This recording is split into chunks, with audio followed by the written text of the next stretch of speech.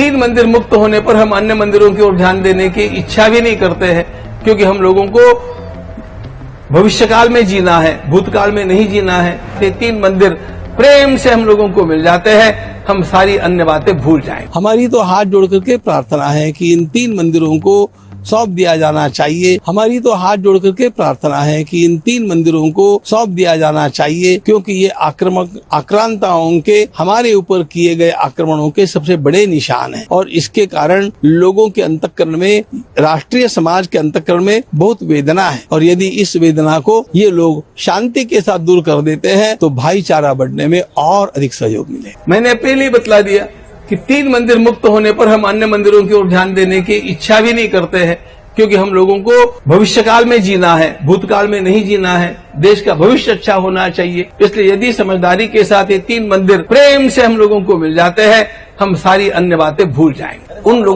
लोगों को भी हम समझाएंगे। देखो, इन सब स्थानों के लिए एक बात नहीं बोली जा सकती। कहीं कहीं समझदार लोग होते हैं, कहीं कहीं समझदार लोग नहीं होते हैं। तो जहाँ जहाँ जिस प्रकार की स्थिति है उस प्रकार की भूमिका लेकर के हम समझाने का प्रयास करेंगे।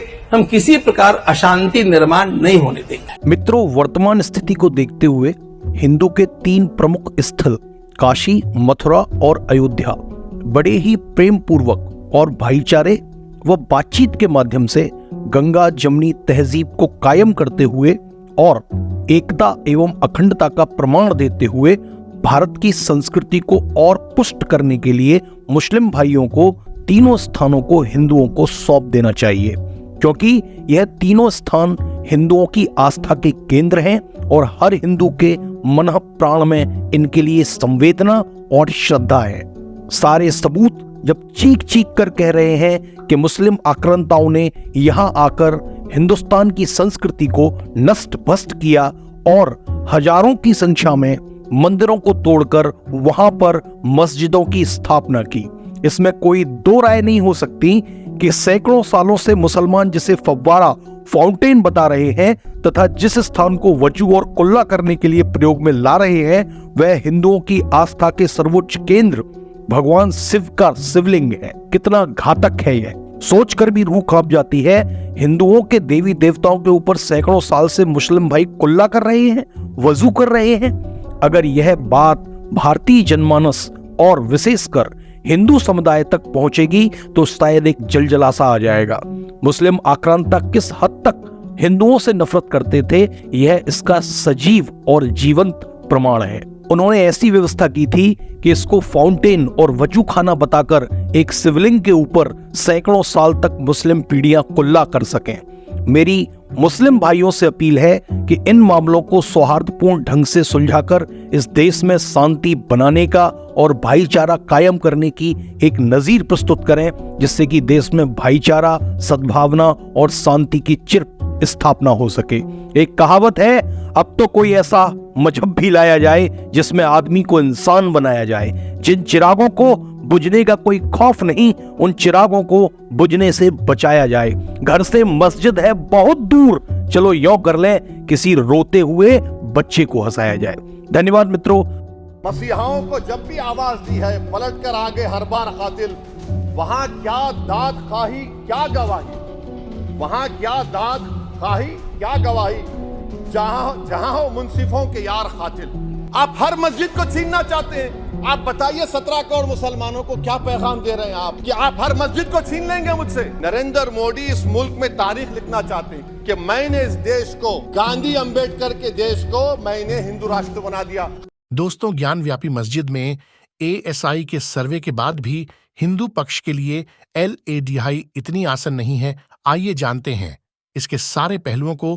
कोर्ट के आदेश पर ज्ञान व्यापी मस्जिद का ASI सर्वे कराया गया था। ASI ने इसकी 839 पन्नों की रिपोर्ट की पेश की है। GPR सर्वे पर ASI ने यह पुष्टि की है कि अभी के ढांचा के पहले यहां एक बड़ा ही भव्य हिंदू मंदिर मौजूद था। ASI के मुताबिक वर्तमान ढांचे की पश्चिमी दीवार पहले के बने हिंदू मंदिर का हिस्सा है। यहां पर एक प्री एग्जिस्टिंग स्ट्रक्चर है, उसी के ऊपर वर्तमान ढांचे का निर्माण किया गया है।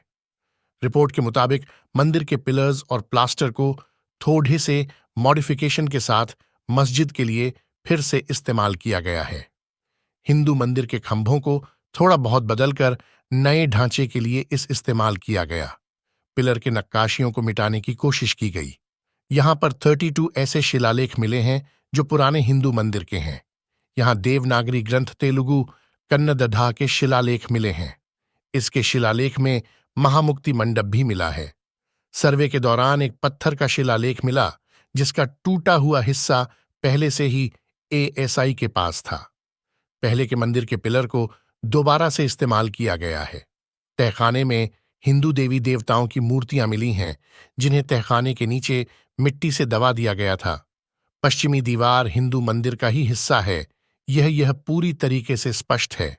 ऐसा लगभग पुष्ट ही है कि 17वीं शताब्दी में हिंदू मंदिर को तोड़ा गया और इसके विध्वंस किए हुए मलबे से ही वर्तमान ढांचे को बनाया गया। मंदिर के पिलर को भी रेस्क्यू किया गया है। हालांकि इतिहास के काले पन्नों में भी मुगल आक्रांताओं का ये क्रूर कार्य दर्ज है कि कैसे उन्होंने भारत की सभ्यता और संस्कृति को छिन्न भिन्न करने का कुत्सित प्रयास किया। तलवार के दम पर धर्म परिवर्तन हो या मंदिरों को तोड़ ही जाना, मुस्लिम आक्रांताओं ने पूरे देश का इस्लामीकरण करने में कोई कसर नहीं छोड़ी थी। लेकिन एएसआई सर्वे में आया वैज्ञानिक प्रमाण निश्चित ही ज्ञानव्यापी केस में मील का पत्थर साबित होगा। सुप्रीम कोर्ट में वकालत कर रहे अधिवक्ता एन.के. गोस्वामी ने न्यूज 24 उत्तर प्रदेश से बातचीत में बताया कि लेकिन केवल कोर्ट केस से ही उपरोक्त केस में काम चलने वाला नहीं है। इसके लिए हिंदू समाज को व्यापक स्तर पर आंदोलन की जरूरत है। उन्होंने बताया कि अगर कारसेवा करके बाबरी मस्जिद का विवादित ढांचा अगर कारसेवकों ने नहीं ढाया होता तो शायद राम मंदिर पर भी कोर्ट का निर्णय इतनी आसानी से नहीं आता। उनके अनुसार ज्ञानव्यापी और मथुरा के केस में वर्तमान में दोनों स्थलों पर मस्जिद भी कायम है और कोई भी कोर्ट उसे तोड़ ढाकर उस पर भव्य मंदिर बनाने की अनुमति आसानी से नहीं दे सकता, क्योंकि भारत एक धर्मनिरपेक्ष देश है। आइए सुनते हैं उत्तर प्रदेश के यशस्वी मुख्यमंत्री योगी आदित्यनाथ जी का बयान, जो कि उक्त प्रकरण में हमें प्रदेश सरकार की मंशा को समझने में मदद करता है। अगर हम उसको मस्जिद कहेंगे तो फिर विवाद होगा। त्रिशूल मस्जिद के अंदर क्या कर रहा है? हमने तो नहीं रखे ना। ज्योतिर्लिंग हैं, देव प्रतिमाएं हैं, पूरी दीवारें चिल्ला चिल्ला के क्या कह रही हैं। लेकिन अगर सरकार के आह्वान पर या हिंदू मुस्लिम समाज भाईचारे सुलह समझौते और बातचीत के माध्यम से इसे आउट ONF कोर्ट आसानी से सुलझा सकते हैं। कुछ तथाकथित हिंदू धर्माचार्य जो कैमरा देखते ही हिंदू मुस्लिम करने और आग उगलने लगते हैं तथा जिनकी कथाओं में राम की चर्चा कम और राजनीति तथा हिंदू मुसलमान की चर्चा ज्यादा होती है, उन्हें चाहिए कि सुलह समझौते के माध्यम से ज्ञानव्यापी और मथुरा जन्मभूमि के केस को सुलझाने का प्रयास सरकार को करने दें और मंचों से समाज के बीच में विष वमन करने का प्रयास न करें। यहाँ मेरा सवाल ये है कि तो राष्ट्र बनेगा तो मुसलमान कहाँ जाएंगे? इस पहली बात इनको चला जाना चाहिए था, नहीं गए। अब यहाँ रहे पर यदुवर और रघुवर के होके रहे, बाबर के होके न रहे। भारत क्या, हम तो पाकिस्तान भी हिंदू राष्ट्र बनवाएंगे।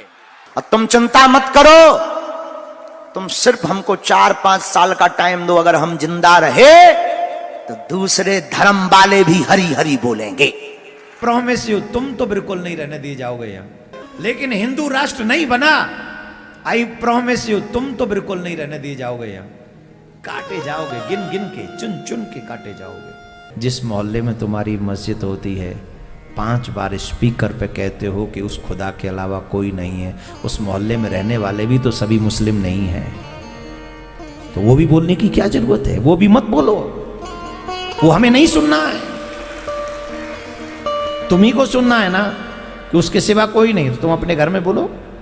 लेकिन सस्ती लोकप्रियता और खुद को हिंदुओं का सिरमौर साबित करने के चक्कर में कुछ तथाकथित धर्माचार्य जोश में होश खो बैठते हैं। वैसे इस लोकप्रियता को हासिल करने वाले खुद के प्रचार प्रसार के माध्यम से धर्म के नाम पर अपनी दुकान चलाते हैं। आइए सुनते हैं पुरी के पीठाधीश्वर निश्चलानंद सरस्वती ऐसे राजनीतिक संतों के बारे में क्या कहते हैं। मीडिया, राजनेता और व्यापार तंत्र के द्वारा जो उठाए जाते हैं, इन्हीं के द्वारा गिरा दिए जाते हैं। अब भारत में चंद्रा स्वामी जी से कुछ कांड प्रारंभ हुआ। नरसिंह राव ने उठाया था, दलाल बनाया था। तो राजनेताओं के द्वारा, व्यापारियों के द्वारा, मीडिया तंत्र के द्वारा जो बाबा बनाए जाते हैं कथावाचक, इनके द्वारा गिरा दिए जाते हैं। गिराए कब जाते हैं? इनसे सौदा नहीं पड़ता तब। अगर सौदा अंतिम सांस तक पट जाए, कितने भी व्यभिचारी हों, दुराचारी हों, जेल के शिकंजे में नहीं, स्वर्ग में रहते हैं भारत में। मैं उदाहरण देता हूँ। आंध्र में एक साईं बाबा थे, उनके शव को देखने के लिए मनमोहन सिंह जी पहुँचे, सोनिया जी पहुँची या नहीं? वो जेल के शिकंजे में गए क्या? लेकिन उनके कमरे में ऐश आराम की कितनी सामग्रियाँ थी और जीवन काल में क्या क्या होता था, छपता था, मैं तो नहीं जानता। इसका मतलब अंतिम समय तक उन्होंने तीनों तंत्रों से सामंजस्य साध के रखा। आप कितना भी बुरा हो, शासन तंत्र, व्यापार तंत्र, मीडिया तंत्र को कुछ लेना देना नहीं। अगर आप इन तीनों में किसी से भी सामंजस्य साधने में चूक गए तो जेल आपके लिए तैयार।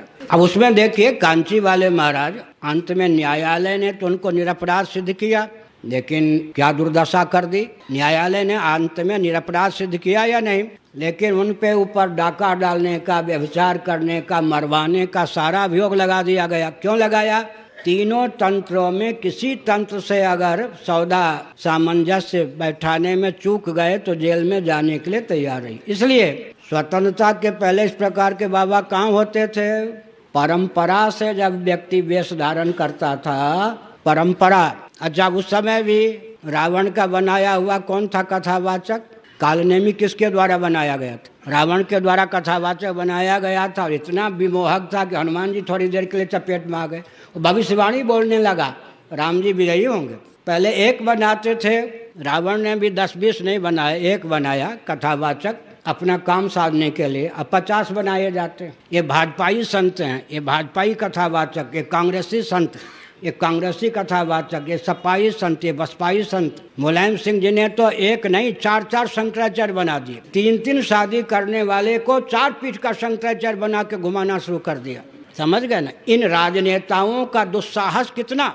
हम अगर आज कह दें ये प्रधानमंत्री हैं तो माना जाएगा कि हमारा दिमाग कैसा है, लेकिन ये राजनेता 4-4 पीठ के शंकराचार्य बना देते हैं। भाजपाइयों के शंकराचार्य, विश्व हिंदू परिषद के शंकराचार्य, कांग्रेसियों के शंकराचार्य। आप समझ गए ना? इसका अर्थ क्या होता है? ये विदेशी षड्यंत्र है। अच्छा, बुरा न मानो, होली है। सुनिए, चर्च कांड अगर खुल के कह दिया जाए तो विश्व में कोई चर्च की ओर आंख उठा के देखेगा? चर्च में जो कुछ कांड होता है वो अगर वो मीडिया का विषय बना दिया जाए, कोई आंख उठा के देखेगा चर्च की ओर? अपने तंत्र को बहुत बुरा होने पर भी बहुत संभाल कर रखते हैं और हमारे तंत्र को विकृत करने का पूरा प्रयास करते हैं। आपके प्रश्न का उत्तर यही है, धर्म और ईश्वर के बल पर जो बाबा बनते हैं उनको कोई नीचा दिखाने में समर्थ नहीं। और राजनेता, मीडिया तंत्र, व्यापार तंत्र के द्वारा जो बाबा कथावाचक बनते हैं वो कभी भी 4 खाने चित्त हो सकते हैं। निश्चलानंद सरस्वती का बयान किसी ने सही कहा है। सस्ती सुकीर्ति पाकर जो फूल गए हैं, निर्वीर्य कल्पनाओं में भूल गए हैं, लेकिन आपातकाले मर्यादा नास्ति, धर्मो रक्षित रक्षित। धर्म की खातिर क्या, अब उक्त मठाधीश खुद और अपने भक्तों से ज्ञान व्यापी या मथुरा जन्मभूमि प्रकरण में भी कार सेवा का आह्वान करेंगे, वो भी बिना किसी कैमरे में आए। सनद रहे चेहरा नहीं चमकाना है, कैमरे के सामने नहीं आना है, केवल श्याम के काम आना है और मंचों से चिल्लाने की बजाय आगे आकर इस कार सेवा में अपनी पहली आहुति होम करनी है। तभी आप सच्चे अर्थों में हिंदू कहलाएंगे। नहीं तो पर उपदेश कुशल बहुतेरे जैसी लोकोक्ति को ही आप चरितार्थ करेंगे। भारत में भागवत कथाकार, राम कथाकार और साधु संत इतनी संख्या में हैं कि अगर ये खुद कार सेवा करने को तैयार हो जाएं, तो ज्ञान व्यापी के साथ मथुरा जन्मभूमि का भी केस हिंदुओं के पाले में आसानी से आ सकता है। कहते हैं, सच ही जय के लिए केवल नहीं बल चाहिए, कुछ बुद्धि का भी घात, कुछ छल छद्म कौशल चाहिए। मित्रों, ज्ञानव्यापी प्रकरण में आगे आकर हिंदू समाज को समग्र रूप से आहुति देनी होगी। अगर आप हिंदू हैं और हमारे विचारों से सहमत हैं कि ज्ञानव्यापी और मथुरा जनस्थान के मुकद्दमों का रास्ता भी कारसेवा से होकर ही गुजरेगा, अथवा हिंदू मुस्लिम पक्षों के आपसी विमर्श से, या आपका भी कोई इस संदर्भ में विचार है, तो कमेंट में जरूर बताएं। मित्रों, इस चैनल को सब्सक्राइब करें और अगर वीडियो अच्छा लगा हो तो वीडियो को अधिक से अधिक शेयर करें।